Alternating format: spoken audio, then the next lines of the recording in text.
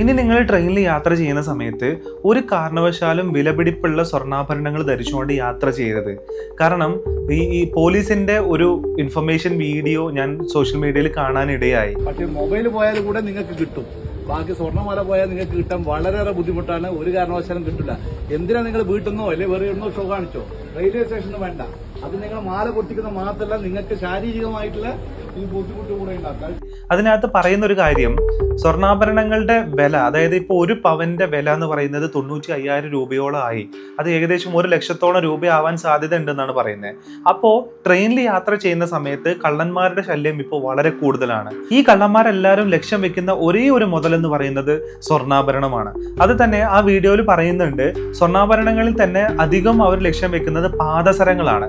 കാരണം upper ബെർത്തിലും middle ബെർത്തിലൊക്കെ കടന്നുറങ്ങുന്ന ആൾക്കാരുടെ കാല് നമ്മൾ ഈ നടക്കുന്ന ആ ഒരു സൈഡിലോട്ടാണെന്നുണ്ടെങ്കിൽ അവർക്ക് വളരെ വേഗത്തിൽ ആ ഒരു ആഭരണം പൊട്ടിച്ചുകൊണ്ട് അവർക്ക് അവിടെ നിന്ന് കടന്നു കളയാൻ പറ്റും എന്നുള്ളതാണ്. മാത്രമല്ല, 1-2 വ്യക്തികളല്ല ഇത്തരത്തിലുള്ള റോബറിയിൽ ഏർപ്പെടുന്നതെന്നുള്ളതാണ്. അതായത് ഒരു കൂട്ടമായി വന്ന് ഈ പറയുന്ന ട്രെയിനിന്റെ പല ബോഗികളിലായിട്ട് കയറി രാത്രിയിൽ ആളുകൾ ഉറങ്ങിക്കിടക്കുന്ന സമയത്താണ് ഇത്തരത്തിലുള്ള മോഷണ ശ്രമങ്ങളും മോഷണവും നടക്കുന്നതെന്നുള്ളതാണ്. അപ്പോൾ ഇനി നിങ്ങൾ ട്രെയിനിൽ യാത്ര ചെയ്യുകയാണെന്നുണ്ടെങ്കിൽ വളരെ ജാഗ്രത പാലിക്കണം.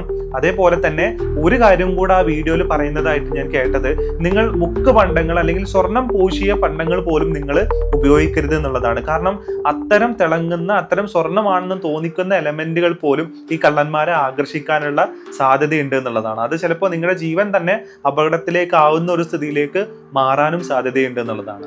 അപ്പോൾ ഇനി നിങ്ങൾ ട്രെയിനിൽ യാത്ര ചെയ്യുകയാണെന്നുണ്ടെങ്കിൽ ഒരു കാരണവശാലും നിങ്ങൾ സ്വർണ്ണാഭരണങ്ങൾ ധരിച്ചുകൊണ്ട് നിങ്ങൾ യാത്ര ചെയ്യരുത്.